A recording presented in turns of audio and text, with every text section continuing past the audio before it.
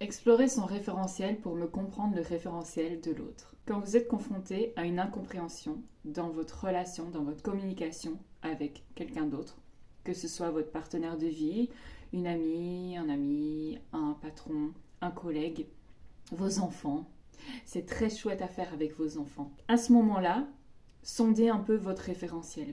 Chaque mot a une définition.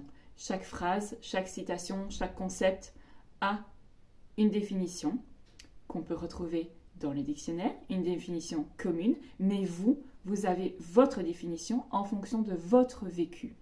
Donc, derrière un mot, un concept, une expression, vous avez associé des pensées, vous avez associé des émotions, vous avez associé des comportements, des attitudes, des expressions faciales, vous avez associé des odeurs, des sons, vous avez associé des prénoms, vous avez associé des sentiments. Donc, chaque mot, chaque concept, chaque expression est associé à toutes sortes de choses. Ça crée toute une histoire autour d'un seul mot.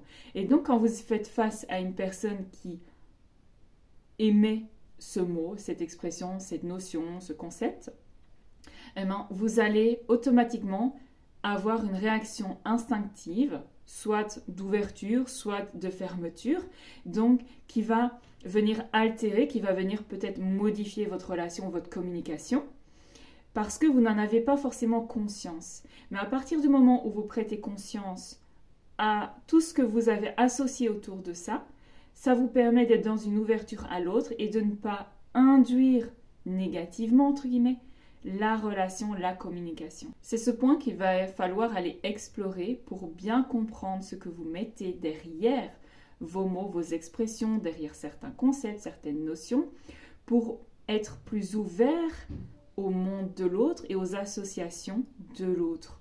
Parce que nous avons créé toute une histoire derrière des mots, des concepts, mais l'autre en face de nous aussi. Alors quand on veut rentrer en communication avec l'autre, pour pouvoir se faire comprendre, pouvoir s'entendre, collaborer, etc. Ça va être important d'être au clair sur vous, votre définition, vos définitions, et en même temps de comprendre le monde de l'autre, ses définitions et tout ce qu'il a associé, toute l'histoire aussi qui est liée aux mots qu'il utilise, aux expressions qu'il utilise. Mais donc, le but ne va pas être d'aller explorer chaque mot, chaque expression, chaque notion, concept, mais d'aller voir là où ça crée une réaction chez vous, une réaction de contraction, une réaction de fermeture. C'est sur ce point qu'il sera essentiel d'aller explorer afin de ne pas laisser passer des opportunités et de ne pas créer de conflits ou malentendus inutilement. Si vous voulez aller plus loin dans votre exploration, je vous ai préparé un audio que vous retrouverez dans mon canal Telegram privé. Vous trouverez le lien dans ma bio.